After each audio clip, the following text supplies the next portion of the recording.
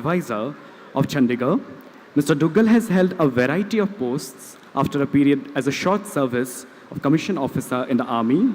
He served as the Shri Krishna Commission member to look into the demand of Telangana state. Our next speaker, Mr. Nabin Burma sir, is an IAS officer. He is currently working as the Secretary of DONA. We have amongst us Mr. Mrinal Talukdar as the moderator, who is a foremost journalist of the Northeast. Mr. Talukdar has decades of experience in journalism. His recent book, Assam After Independence, has been a phenomenal success. He is a known face in print and electronic media. We have amongst us a very special guest. He is Yugantar Saikia. Yugantar Saikia is a pass-out from Xavier School of Management, Jamshedpur. He has a long career, close to 2 decades in corporate sector. Currently, he is the Senior Vice President and CAO of ANI Technologies Limited, that is the Ola Cabs. And last but not the least, we have amongst us Lianboi Vaipehi ma'am.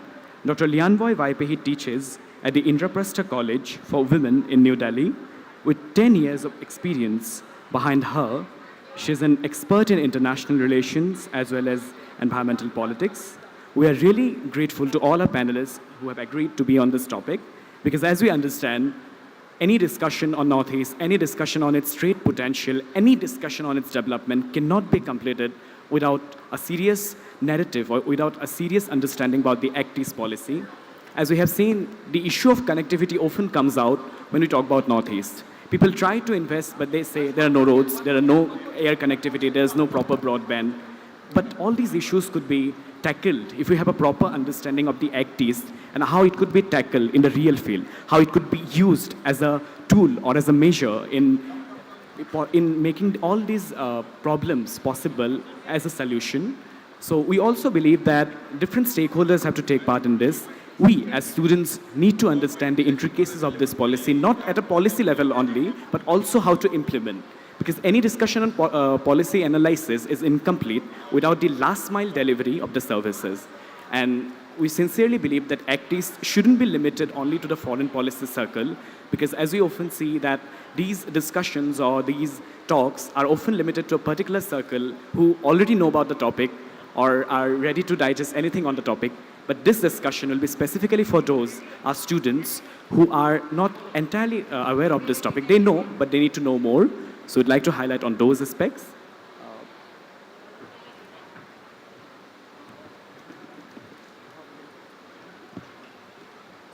Now I'd like to request VK Duggal sir to kindly say a few words as he has to leave very soon.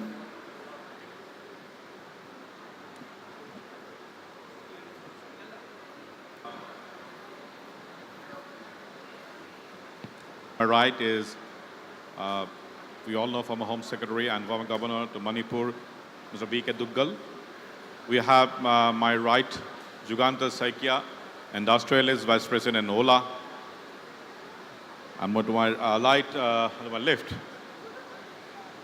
you are Lianboi Vaipehi, and she is an assistant professor in the Indraprastha College, Political Science. The subject which you have is that Act East and connectivity. Basically, connectivity means 2 connectivity. One is a physical connectivity and one is a non-physical or a man-to-man connectivity. Being a Home Secretary for such a long time and then the governor of one of the most sensitive state, Manipur, and the gateway to that Southeast Asian, he knows one of the most intricate thing of everything. So I'm sure both from his Home Ministry background as well as from the governor's background, I would love to know about the physical connectivity as a man-to-man connectivity with the South Asian countries. Please welcome VK Duggal. You can sit and you can discuss from here. Thank you. Okay, I'll just quickly reintroduce myself to the young friends here. My name is Vinod Duggal, and in my service career, which spanned for nearly 5 decades, I have spent more than 1 decade in Northeast, probably about 12-15 years, starting from 1965-66, and have served in different states, Arunachal, Assam, then it was NEFA, Assam, Meghalaya was one, Manipur and Mizoram. I was district magistrate in Mizoram long back, 40 years plus, and then subsequently governor of Manipur and Mizoram before I returned to Delhi. Now the subject today, first of all, I like to compliment the organizers for this initiative. I think it's a good initiative, and to have it in Delhi and sending a message across from the future builders of the region, I think it's a very good idea, and I wish them every success over next 2 days of deliberations. The subject of this thing is on connectivity, and as the moderator has very rightly pointed out, connectivity can be divided in two parts. One is the physical connectivity within the region and with the rest of the country. So whether it is rail, road, air, waterways, or it is now with the IT, how important it is. I think I'll just highlight two salient things that it does for the system. A good connectivity means rapid economic development. It's a fundamental for economic development to have good connectivity. And it is a key instrument or a key tool for tourism growth. A poor connectivity means, I was Director General Tourism, Government of India, long back. A poor connectivity means your tourism will get affected. And Northeast being so rich in tourism, obviously needs good connectivity. And the connectivity is not only within the region, it is also with the rest of the country. Talking of physical connectivity, development is a continuing process. It does not start here and end there. But I was going through the documents. I got some reports from Ministry of Railways, I got reports from Civil Aviation, I got reports from Road Transport and Highways, and I read the overall policy statements. The allocations and the commitment to the development of Northeast by the current government has surpassed all previous budgets. And what the Prime Minister in his statement has said, calling this Ashtalakshmi and the 5 ways to move forward, I am sure that Northeast is going to see a much better connect. I know for sure myself, when I was Governor of Manipur, how much we would fight for the rail connectivity between Jiribam and Imphal. And I was going through the document that something has happened. And so also from Imphal to More, the better connectivity on roads and things like that. And from Aizawl to Tuipong and, number of things where I was personally involved. So the key feature is not only connectivity within the region, but also with the rest of the country and the rest of the world in time to come. And I was going through the allocations that are there by different ministries, and it is very impressive, and I'm sure that in future you are going to get a whole lot of connectivity areas resolved.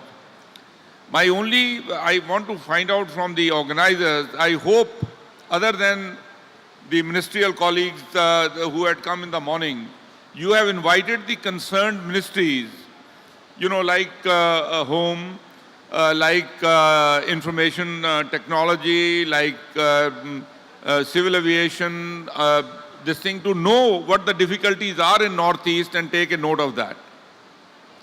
Now the emotional or the knowledge connectivity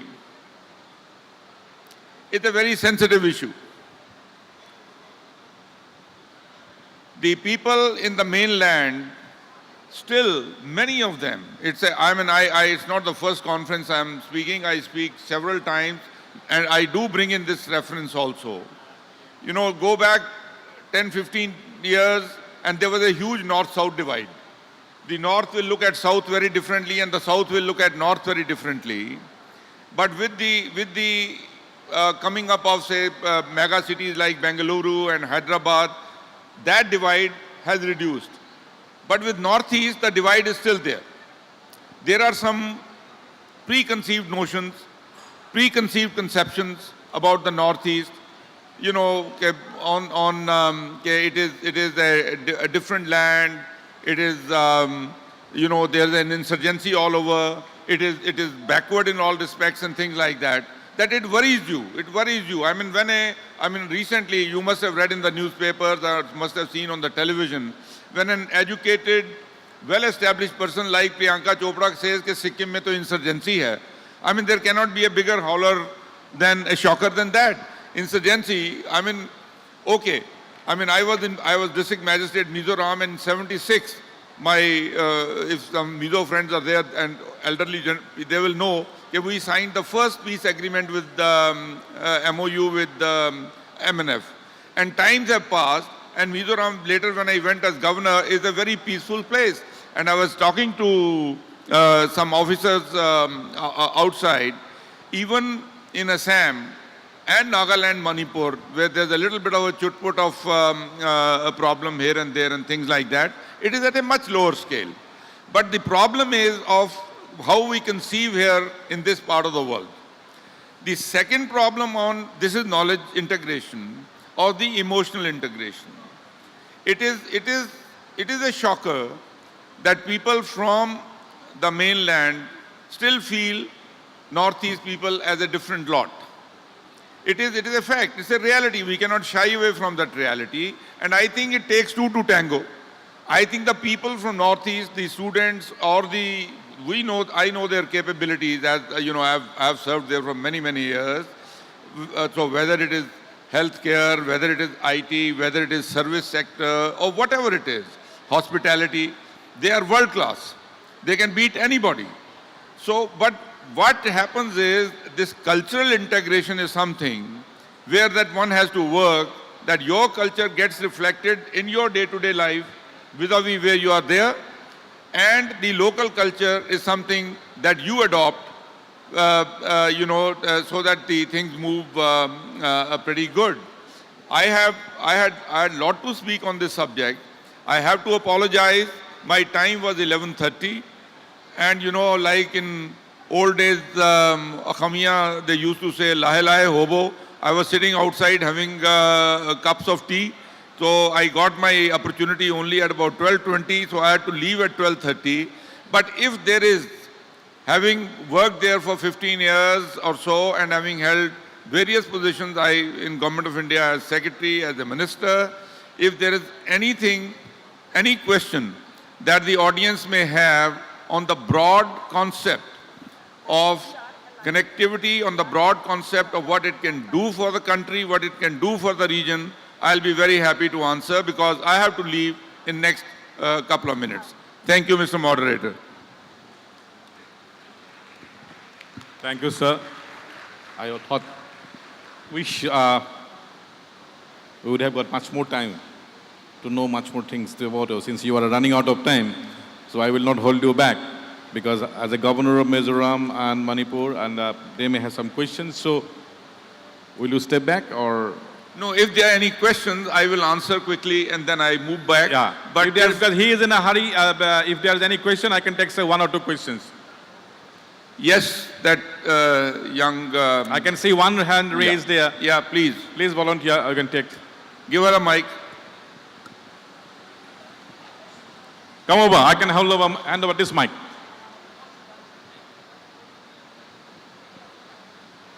Apni Akhamiya swali nahi ki.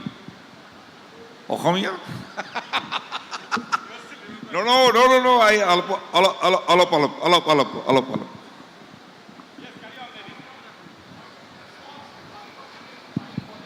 Hi sir, I'm Tejasvi and I'm from Miranda House, University of Delhi. Sir, I have a couple of friends from Northeast. Can you hear me?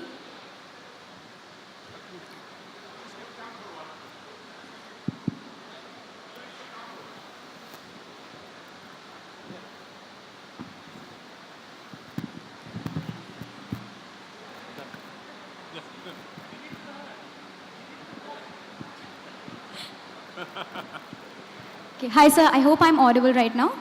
Okay, sir, I'm Tejasvi Shukla. I'm from Miranda House, University of Delhi. So, sir, I have a lot of friends from the Northeast, and regarding connectivity, just as you said, when we talk to our friends from Northeast, we get to know that because of this connectivity thing that we're trying to work upon, we're building roads, we're building other ways wherein the Northeast can be connected with the mainland. But in this process, we are somewhere also harming the natural beauty that we have in the Northeast, and in many occasions we've seen that people in the Northeast are a little, they're a little hesitant to give away that natural beauty in order to build roads or in order to have development projects for themselves as well. So how do we actually manage to balance development with preservation at the same time, is my question. If I am not wrong, are you asking about the balance between the development? Yes, I am asking about the balance between development and maintaining or preserving the natural beauty of Northeast at the same time.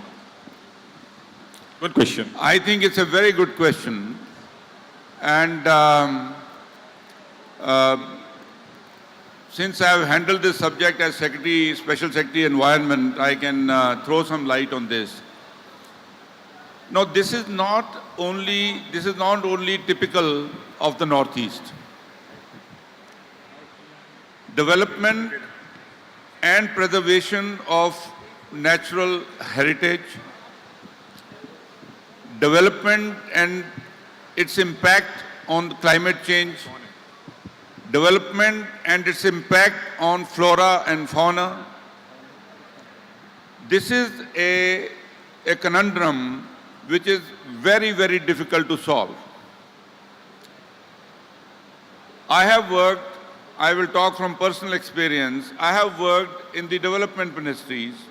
I was Secretary Steel, I was Secretary Water Resources, where there are major projects that we had to set up.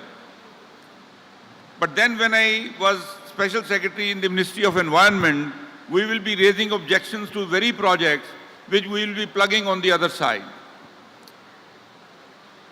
So it is for that an authority which is called the EIA.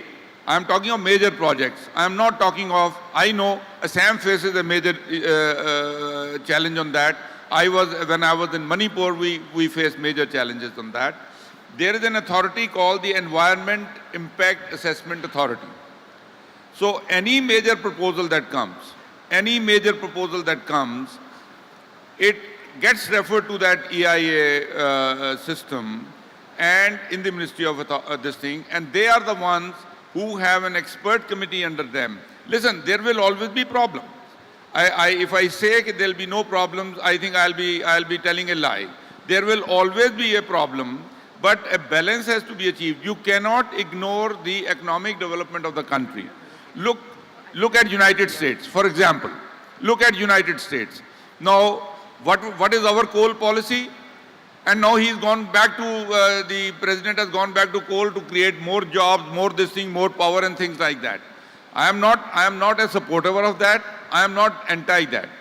All I will say is that this is not a problem which is going to end in your time or my time. This is going to continue.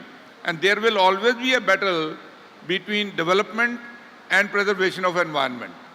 I know that, even when I go back to my days of Assam, there was always, of course, at a lower level. But now the only thing is that now people are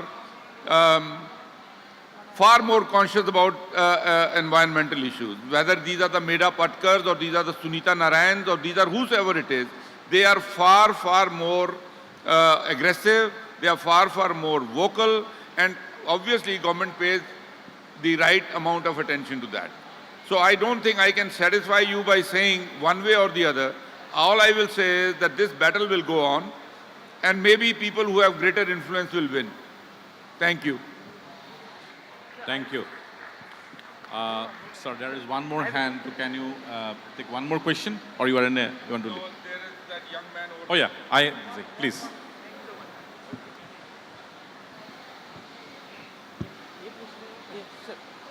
Yeah, I will do. Yeah, go ahead.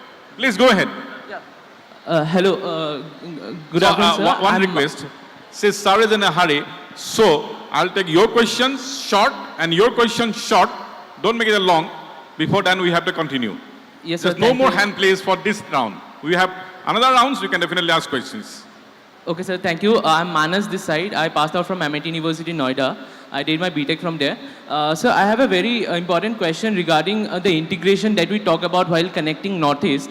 Sir, recently we have been seeing that with regards to Citizenship Amendment Bill 2015, there is a lot of agitation going on in Assam with regards to Assam Accord that was signed in 1985, and that people in Assam are very, be it another Northeast, they are very sensitive to the linguistic, the factor that comes in between. That, the integration is not properly synced up with the mainland. They have a very linguistic factor because we have been seeing from the various faction of various political parties, they have a lot of agitation. That As a moderator, can I cut short? Yes. Thinking that this is a question for a more of a political discussion. I'm really lovely. I'll be very happy to discuss whole thing. Yeah. Because this is a more about the connectivity on the Asian thing. But we can still answer this question. You know, Mr. Sonowal was here in the morning. Yes, sir. You should have asked him this question. But what has happened is that you are absolutely right. This is, I don't know how the current government is kind of looking at that, but it is a challenge. But it is a political challenge. It is not something which I can give a ready answer to. So I must apologize there. Go ahead, young man. So my question is simple one-liner. With rise in urbanization and regionalism, how we can connect, like with rise in urbanization, there is a rise in regionalism and individuality is rising. So how we can connect the Northeast, like we don't know them already, and there is individualism going on. Can you go a little slow? I'm talking about rising urbanization and regionalism. Rise in urbanization is leading to rise in regionalism and individualization. Like I think more about myself rather than the other person. Okay.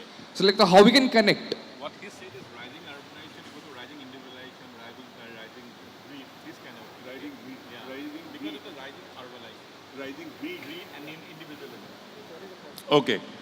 Now, you see, the point is, urbanization is an unstoppable scene that is going to happen in the country, that is going to happen globally. It is, you are not living in an era where urbanization can stop. I just gave an example. In fact, I will be very happy if, a city like Guwahati could compete with Bangalore, could compete with Mumbai, could compete with, so that not only people from Northeast should come to these places, but people from the mainland should go and kind of look for avenues there. The second aspect of your question is a very individual attitude to life. Individuals, it is not that individuals will change in a given scenario or things like that. It is not only urbanization. It is not only urbanization, which is a phenomena which you cannot stop. You cannot, you see how the entire development model is, while you preserve agriculture, while you preserve other sources of this thing, but ultimately it is the service and the manufacturing industry and the whole lot that is what is going to take you forward, and hence urbanization is a key to that. So you cannot say that people, the greed is only amongst the urban masses. Even in the rural masses, it can be the greed factor can come in and individual factor can come in. But urbanization is unstoppable. And I wish and I hope, cities like, the large cities in the Northeast, well, I give the example of Guwahati because the connectivity with Guwahati is the best. People should go from here and work there to understand the whole culture better. It should become a hub and they should develop things like that. Of course, there are difficulties, but one can go on that. This young lady over there, last question, please. Thank you. Thank you, sir. I will not be able to take one more questions because, and I'll be requesting all of you, whenever you have any question, is that please stick to the subject. Don't deviate into the subject which is beyond these boundaries of this particular event. I'm Monideepa. I'm from Assam. I'm in Delhi since the last 14 years. I think I'm audible? Yes. Yeah. Regarding infrastructure, The question is, like Assam and Northeast has been prone to floods since my birth possibly, right? So what is the alternate proposed infrastructure development in mind, because you have been serving so long, to come out of those flood-stricken situations, because communication becomes very difficult, the physical communication. Goods can't go, the prices go up, middlemen earn a lot of money like that. So what is the proposed way, and is waterways a part of the infrastructure plan to come out of it? Thank you.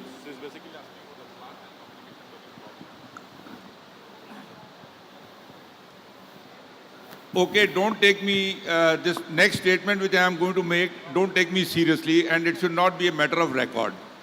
Where is Mr. Ibu Garg? This is not to be recorded. I will tell you my experience of 1971-72. I was posted at Dhubri in Gwalpara district. Now, of course, there are 5-6 districts. It was the district headquarters. And massive floods happened. And you know, a person who had been in Punjab had not seen, we got greatly worried. And anyway, we marshaled our, I was in charge of some area and things like that. Madan Babu, MP Bez Barua was the district collector. So we all got on to this thing, relief, this, that, all that stuff. So I had my assistant, his name was Karuna Babu. God bless his soul, he must be resting somewhere up there. When he saw me so worried, he says, "Why are you so worried? Why?" I said, "Listen, they are bloody, the Brahmaputra is creating such major problems." So he says, "This is your first year here. It happens every year or every second year. And if it doesn't happen, we'll get more complaints that because it has happened, because the relief system gets into the play and everybody is quite happy to find their own this thing." But I'm not saying that. I'm not saying that. This year's floods was a huge menace. There is no question about it. And there have to be in time to come, but the only thing is that there have to be in time to come major steps. I don't know if you are aware, there was between Arunachal and Assam, there were several hydro power projects that were conceived and things like that. And one of the areas in that was as a flood control measure. Assam government had made several proposals, but Arunachal had its own issues, and we still haven't been able to resolve the issues. You can build embankments, you can bring other flood control measures, but Brahmaputra is Brahmaputra. This is number one. Number two, you also must know that you are the lower riparian state. India is the lower riparian where Brahmaputra is concerned. And our neighbor up north, if there's a shortage of water, they can stop it and divert it to their dry areas. And if there's an excess of rainfalls or excess of water, they will release it. And it is not only in Assam. They have caused such floods in Himachal and in various other lower riparian states. It's a huge task for the government. It's a huge challenge for the government. And it is, by the way, if it can give you some satisfaction, it is not only limited to Assam. Flooding happens all over the country for several reasons. And the only thing at the spur of the moment, because I handle disaster management also, is what best relief you can provide. I think PM sanctioned 2,000 crores this year for Assam, and how you can kind of rehabilitate. I wish and I hope that we can find some long-term solution to this, but I don't see it happening. I was in Dibrugarh in 67, 68, and we had the same problems. So you go back in history 50 years ago and you are going back, you are seeing it right now. So it's a massive task. Again, there are so many conceptual projects which Government of India thinks, like interlinking of rivers. Interlinking of rivers is primarily designed from the surplus, to transfer the surplus waters into the minus waters. But you know, these are all major projects, and you know, when you sit down and you are managing a kitty as finance minister and you have to allocate funds, the prioritization happens. This is the first thing that you want to support, and this is the second thing that you want to support. So all my heart goes out to the people who suffered in the recent floods in Assam, and I hope that everything stays on top of the line. But this is a challenge which, when you are my age, you will be feeling. Thank you, sir. So good luck, everybody. To my friends from Mizoram, because I was the governor there, I will say Kalame. To my friends from Manipur, I'll say Thagatchari. And to my friends from Assam, I'll say Aishude. And to the rest, Namaste, good morning, and good luck for these 2 days and every success. Thank you very much. I have to run. I have a very important appointment, which is golf at 1 o'clock. So I must run now. Thank you very much. Thank you. Okay, Mr. Saikia. Okay, brother. Thank you. Thank you very much, Mr. Duggal. One thing which I would like, I would like to carry on record, say about the flood is that flood is not a problem or will be a problem. It is erosion that is a problem, not the flood. Anyway, coming back to the main subject of connectivity and the Northeast vis-a-vis the rest of the Southeastern countries. Many of you probably will not believe that it is far more difficult to reach Dhemaji than Kunming. If you start at 5 o'clock at Guwahati, most likely after a very rigorous and torturous journey of 12 to 14 hours, you will be reaching Dhemaji. Luckily, we have now a good train, but still you will reach in the morning. But you will be reaching 2 hours ahead in Kunming. Even if you take the last flight from Guwahati to Kolkata at 9 o'clock, pick up at, check the go for immigration, and 12 o'clock if you take the South China flight to Kunming, because of the time advantage, you will be landing in Kunming at exactly at 3:40 to 3:50. Rather, you can reach Shanghai at 6 o'clock, which many of us had done many times.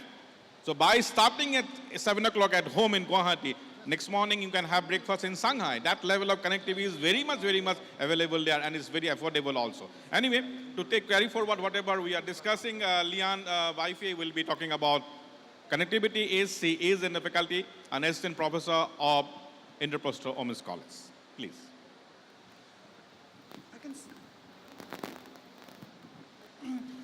Good afternoon, everyone.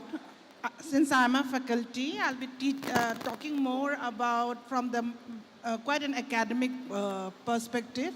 When we're talking about this Act East policy, I think after, as you all know, that it's the new avatar of the Look East policy, where we all say that for India to look east, it also has to act east. And this is also one of the reasons why, and the reason why we need to act is because of the 3 C's.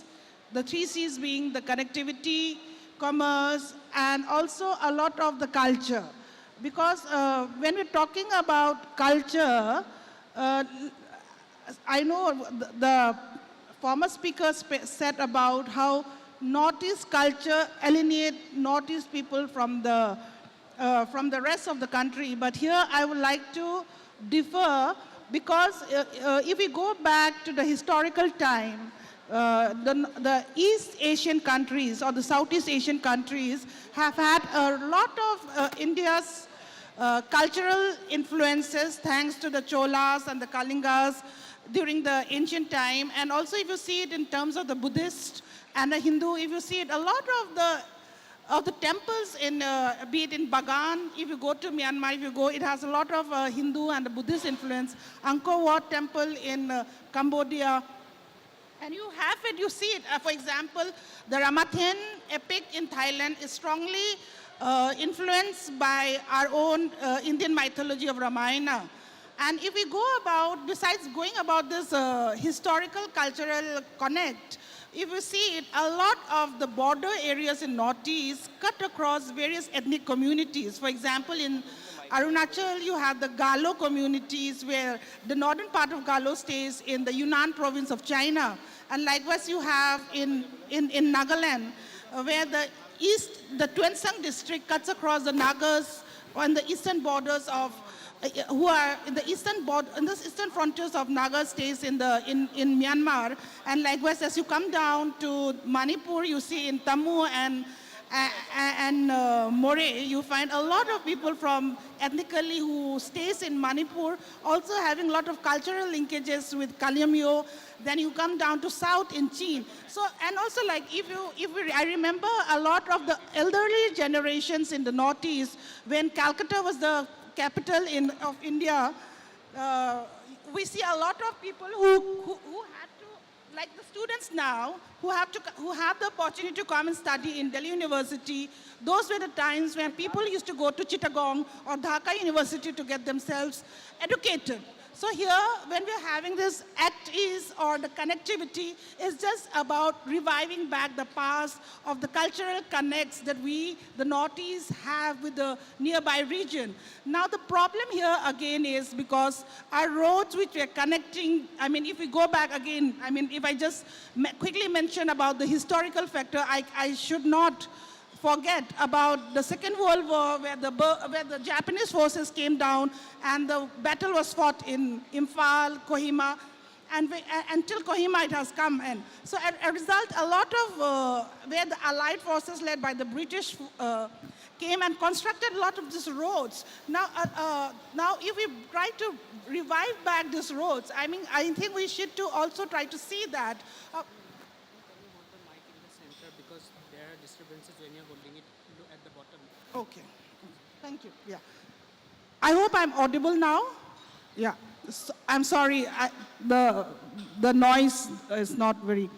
Okay, so when we're talking about in terms of that, when we're talking about the connectivity now with the Act East policy, we see a lot of envisioning of trying to revive back the trades between the border areas. For example, More and Tamu, More being the border town in Manipur and Tamu in Myanmar, which will go down to Mandalay, and from Mandalay which will go and connect most what in Thailand, which is a border town between Myanmar and Thailand, and which will connect soon to the Asian highways.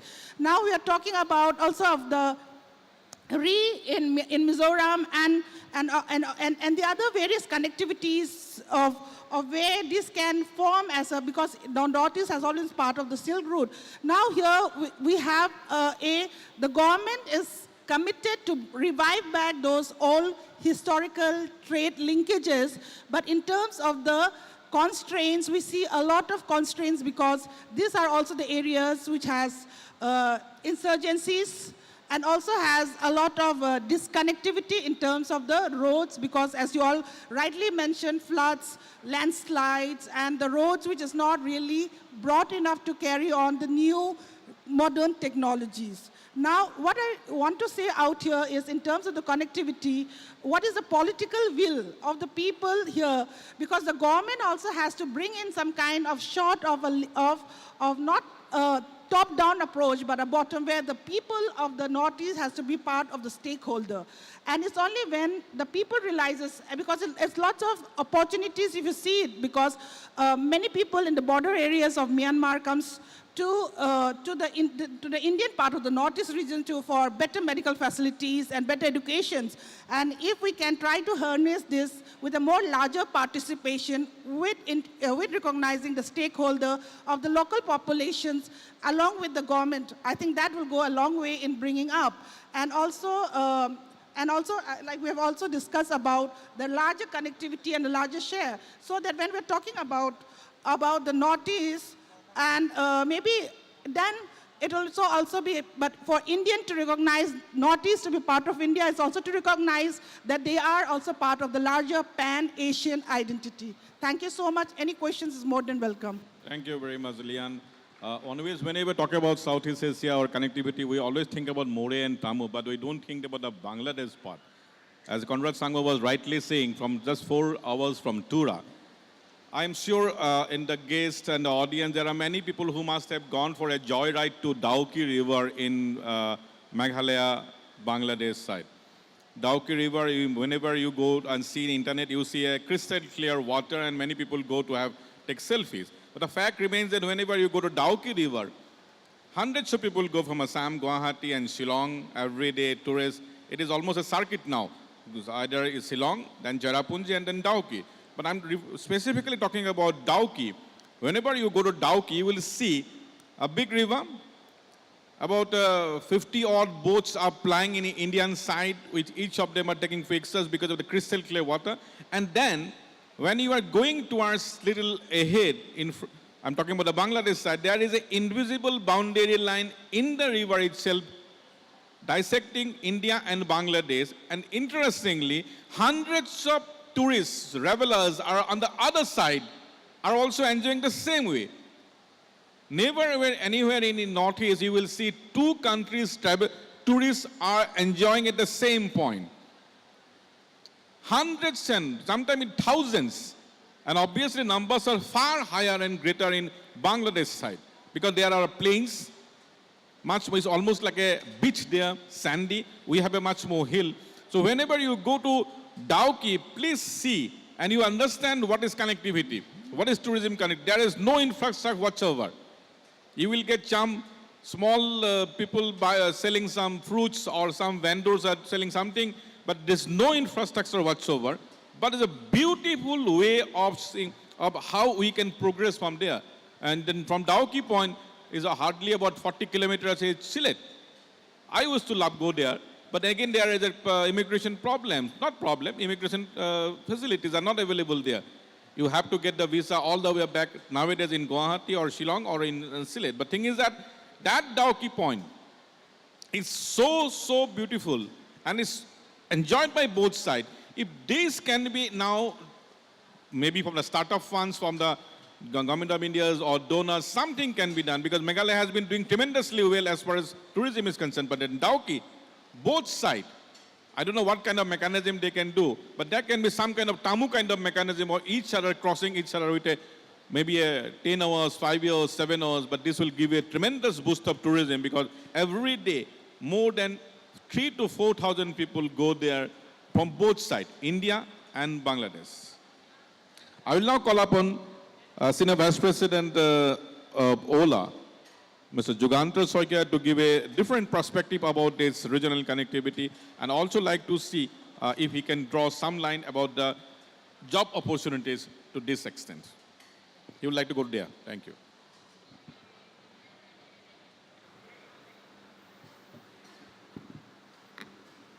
Good afternoon, everybody. My name is Yugantar Saikia.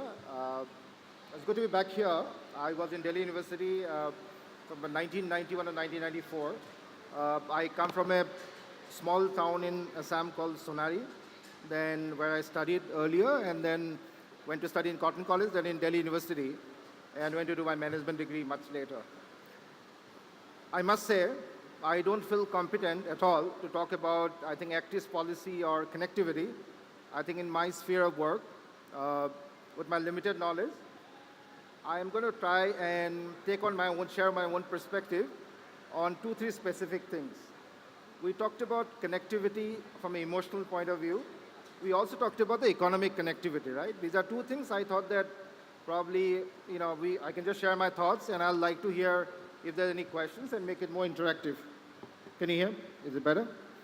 So I was saying that with my limited knowledge and understanding of this subject, I would like to probably touch upon 2 things. One is emotional connectivity. The other one is the economic connectivity. And already, I think we have heard from two distinguished panelists already from the policy point of view in terms of having their own experience from academia in terms of how the policy and the real life issues. There are a couple of things that with my own life experience being a Northeasterner myself, I'd like to draw upon all of your attention. And particularly, we have a lot of students from Delhi University and other institutes here. Probably all of you would be able to relate to this. First and foremost, I think connectivity starts from within. I think we all must think that if we talk about policy-based connectivity, land-based connectivity, I think that's an easy problem to deal with it over a longer period of time or shorter period of time. I think connectivity has to start from us. In other words, we all, as a participant or as a recipient of this connectivity issue, I think we have to start it. And all of you students, I think, have to play a role as a torchbearer. In my experience, what I have observed, that I think all of us from Northeast probably have a xenophobic tendency. Anything foreign is bad, right? As it by design, I think we don't interact with people. We just keep ourselves within ourselves. We do not go out and think about intermingling. I think that's one issue. I think that's fundamentally we need to solve as a community, as people who belong to this region, right? There are other issues relating to, in terms of mindset. For example, we always rely on a policy-based intervention. In other words, we talk about Lucas policy, we talk about government intervention. To my mind, government and other important stakeholders in the system has a role to play, but there's a limited role to play, right? We all have to come forward and think about how we can be part of short-term and longer-term development process. And let me switch to now the economic model associated with the connectivity issues. Before even we think about any policy-based decision which is going to solve the connectivity, I think there are a lot of low-hanging fruit that which exist in our own region, right? For example, even if you think about economic outcome which is going to come out of Act East policy, for example, even if we connect to ASEAN countries or our neighboring countries, we have to first make ourselves competent, right? If you don't make ourselves competent and make ourselves more skilled, how are you going to grab the opportunity that exists? Even if you think about the border opening up and creating more opportunities, I think there is a genuine opportunity for all of us, and particularly the students of Delhi University who are studying here. I think they have to look for right opportunities and prepare themselves so that any opportunity that comes out of the whole connectivity issue, I think we should be able to grab it. Entrepreneurship is something which is the buzzword right now. I must say, I was very enthused and very inspired. I met two of your students here who came to receive me at the airport and today morning, Kashyap and the Chetia. I think both of them are, bubbling with ideas, what one could do. I think we do not have the opportunity to discuss those ideas. We do not have opportunity to even talk to somebody. I think we must think about tapping into our informal network even before we could think about connectivity leading to the specific outcome. I think that's something that we must all focus and trying to tap at the informal network that we all can look for within our known or unknown people. And this is a great forum for that, to provide us the opportunity to meet up with the right set of people. In terms of longer term, I think our academic system in the Northeast and our country as a whole, I think also has to focus in a very different way. What you do today is produce a lot of literate people, but none of them specifically is application oriented, right? One could think about studying cross-discipline, one could think about taking the right optional subjects so that it can open up your mind. It could help you prepare to think about in terms of any opportunities that is emerging, which is completely lacking in the whole country itself. That's a bigger problem, but I think in Northeast in particular, I think there's an opportunity for government in particular and academic institution to think about it. For example, we have a lot of students in Assam. With my own experience, I've seen they do well in mathematics or economics, right? There are hundreds of thousands of opportunities today in private sector today or in government as well, wherein one could think about getting into basics of data mining, and which is going to be one of the biggest skills that which is emerging in the world. Rather than Northeastern region to be a copycat model of development in rest of the country, I think if you are to take advantage of any connectivity issues, we must thinking about a unique selling proposition that we will have to offer while the connectivity or other related, any of those events were to occur, right? So these are some of the high-level thoughts that I had, like I said, and I must say thank you to all the organizers. They felt that I could come here and share some of my thoughts, and I'll be happy to answer any questions if there's any. So that's all, Minalda. Thank you very much. That's all I have. Thank you, Yugantar. We are actually almost coming to an end of the program. Two good things which I can share here. One, 28th of this month, a delegation from Guwahati is going to again Kunming and negotiating for an investment from the Chinese side in somewhere in the Northeast for a scooter plant. I'm not sure whether it is going to happen or not, but the very fact that it is happening, that is something good. And number two, again, the Guwahati University has a Center for Southeast Asian Studies. They are bringing in for a regional cooperation and then bringing in all of these journalists from Cambodia, Laos, Thailand, probably China and Bangladesh and Nepal, and trying to find out how this connectivity can be brought to a next level. These are two things, especially the scooter investment is a very new, not even in the news, which I have come to know about 72 hours earlier. So if it clicks, because many of you has this problem of what initially said by Conrad Sangma is that, no, but the donor minister is that placement. You are all doing good studies, you are all brilliant ideas, you have bubbling with energies, but the fact remains that job and the job placement is a big thing, and in Northeast we don't have much. To this connectivity, I am looking for the most selfish way of creating more jobs. More jobs means good for all of us. That's what. I want to wrap it up. If any questions some of you, these two panelists, or I can help them to solve it or answer it, I'll be happy. Otherwise, we are running out of time already. We are late. So I am ready for if you have any questions. I can see one hand. Will take if one hand. Okay. Not much. Not more. I want actually. Okay. Please come forward.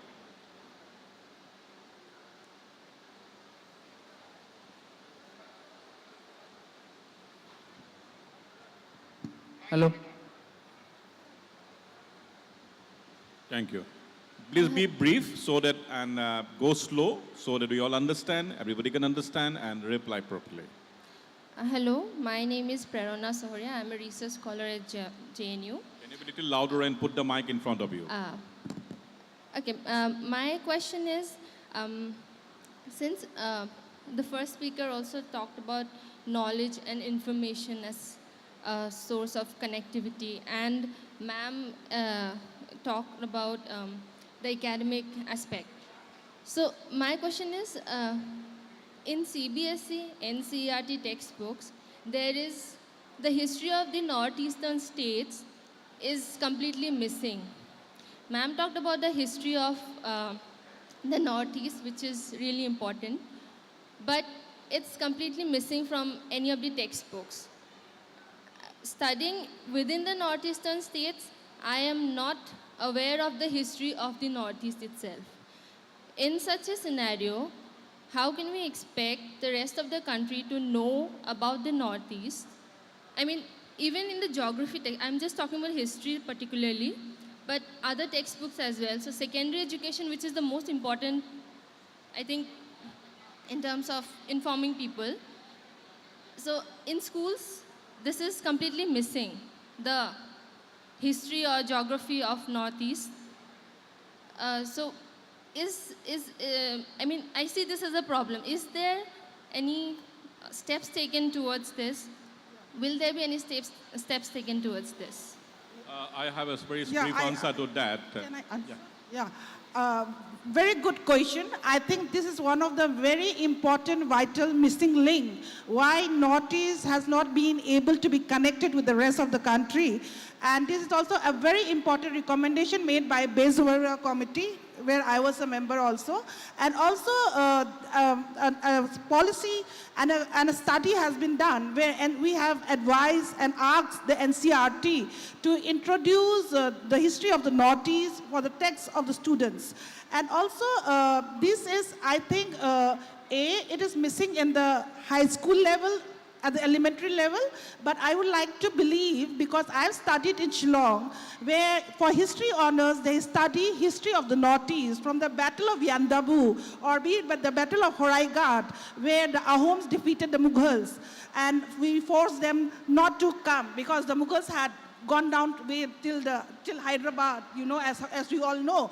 So if you see it at a more larger level, be it in the undergraduate and in the master's level, because I know in Tripura University, there's a paper where they study about the politics of Northeast India. So you might, your question is, the answer to your question is like, partly yes, Northeast history is not there in high school level, but it is very much there at the higher level. And also for all the students who wants to study about the Northeast or do a research, we have various centers which has opened up, be it from Jamia, JNU, and so on. I mean, any one of you who want to do a research on Northeast and contribute is more than welcome. And the rest of it, I would like to put the honors to the youngsters like you to have more curious mind, maybe to bring in and force our education minister to implement Baseborough Committee recommendations here. Thank you, Leon. Just to add one thing, that NCERT book are being revised. One good thing is coming up. Probably we'll be seeing some good addition next year. And in Assam, history and geography are making a strong comeback from the next year with a new subject, which is a combined of basically in the 10 and 12, 10 level, matric level, and a class 12 level, both history and geography, which has been missing almost for the last 2 decades. All of you are suffering for that, are coming back strongly from the next season. A name of the subject which I forgot, it is geography and a history together, 50% Assam and 30% Northeast and 20% India. That's what this new subject is coming up. It's very and it's a core subject. In the class, in the 10+2 level, it is a core subject. That is why even is good. Hello. I have a little bit of additional point of view to share with all of you on this. I think the question was about that, what steps and how do you integrate in the course curriculum? I think that will happen, and I think government and other two panelists already talked about it, right? I have a different request to all of you who are from northeastern states here. Why don't we all become, in the meantime, well, the course gets upgraded, rest of India will read it. How many of us know our own history? If we know our own history, we should take the pain of while interacting with others. That's all about connectivities, right? Emotional connectivity. When you meet other people from outside, you must talk proudly about our own heritage, own history. And to do that, we must know ourselves, right? So my request to all of you, I think we should all know our heroes from our histories, our tradition, and feel proud and go and share while the other things happen. And this phenomena, nobody knows us. Professor Gustavi is sitting in front of us. I'm very shy to see, in fact, standing in front of here. They have been doing it unthinkable work for the last 40, 50 years. So, look at this thing. So, why somebody should take the Amak Nazane, Ami Nazano? Look at the people who people are doing. I don't think that, I don't have the notion that Amak Nazane, Nazane ko sado. I'm worried about that. I'm not bothered about it. So, Nazane. This thing is like that in Australia, always Indian drivers are being beaten up. It is how do you look at actually? It is not that way. Somebody tries to say that about Northeast. It's not that. We all are same. Yes, sir. So I have a very small question. I won't take much time. My name is Joy Ganguly, and I'm the Director of Development and Welfare Now, a social organization. And I have been associated with Northeast India for about 14 years. And I've done social development work, and still I am attached. Two things I have noticed over there is basically the unemployment. Because a major issue which people are coming here to metros and working here. Students are coming for education, from wealthy families. Those who are in poor families, they cannot afford, so they are studying there. Second thing, why do you have any plans for any job employment, like opening industries or kind of, factories or something, so we can create jobs? Do you have any plans for that? First of all, definitely this panel is not we. We are not a government. We are just like you. First of all, this question probably this panel will not be able to reply. But the thing remains that you are hitting the most important point. This is the important point. Look at Assam and many of the states. What? Basically the sales industry and the teaching industry. What other industry are there for competing? In Assam, is all the TET teachers' job and the salesmanship. So the problem is there. And whenever investment is coming, we are desperate to throw them out. Either in Heidel or in power or anything anywhere. Some pretext, be it environmental, be it something, we are desperate to close it down. And then we creep. This is a vicious cycle all of us have been witnessing for many things, like otherwise this gentleman in the investment is in Bangalore. The same thing. I think, Yugantar, you would like to say something? Yeah. So if I can add a few things that what Mrinal has said, I think we don't need to have a copycat model of employment what other cities or other states have, probably have perfected it, right? Bangalore has for IT or whatever, or XYZ. I think what we need to do is root cause analysis about ourselves. What are we good at? For example, in Bangalore where I live, or Hyderabad for that matter, I keep on going, or Bombay, I see a lot of security guards, right? So all coming from Assam. If that's a skill that where people from Assam, one segment of us, are good at by design, I think we must think about building the skill development around that so that we also have somebody, an Assamese entrepreneur, who's running the largest security company in the country. We should also have a supervisor, we should also have a manager, and we should also have a security guard. So employment can be on different forms. Employment could be an export-based employment where people from Assam could go outside or Northeast could go and work outside. What is lacking to my mind, I think, is significantly the opportunities that are available locally. We do not have entrepreneurs to execute it. So we only want government contracts, we want government-based funding, but we never think about solving local problems. For example, fish and milk, right? This is our biggest demand in terms of commodity product today. I myself have been mentoring 2 people from Dikhomukh who is setting up a milk, factory now. They're going to collect it from Majuli and Dikhomukh. Now, from the day one itself, the business is profitable. They are going to employ about 1,500 people. So we have to look inside and think about that, what we could do while being in Assam, things that we are good at which can be exported outside, and there's nothing called big or small job, right? In Assamese, there is something called Jilikabol Luitore Par, but if you have to do Jilikabol Luitore Par, we have to do what we are good at. We don't have to be the biggest IT engineer in the world, right? We should do and focus on low-hanging things, what we're good at it, we build it over a period of time. That's my 2 cents or a bit of a thinking on this. Because there are a lot of natural resources there. There are a lot of natural mushroom cultivation. Soil is very, very fertile. So we can think on those lines, So using the natural herbs and certain industries can be formed. There are already natural resources. So that's what my point. Thank you, sir. And I really appreciate that you have brought out the job things, which is the most important thing. Thank you, Yugantar. Thanks, Julian. We're running out of time, and we also, in the absence here, will thank Mr. Duggal for giving us a time, although we started a little late. Thank you. Over to Subhranshu. Thank you to all our panelists and Mrinal sir for the enlightening session. Now I'd like to request our volunteers to kindly proceed for felicitation of our guests. I'd also like to request Rajiv Da to kindly assist us in this.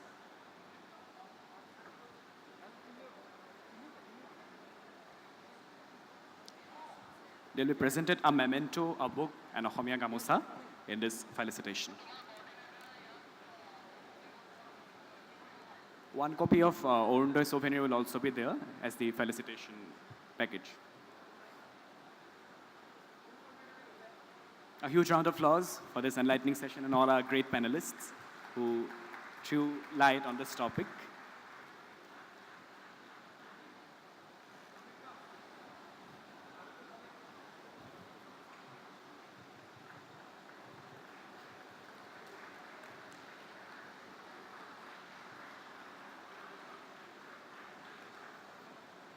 A huge round of applause for Mrinal sir and also Lianboi ma'am too.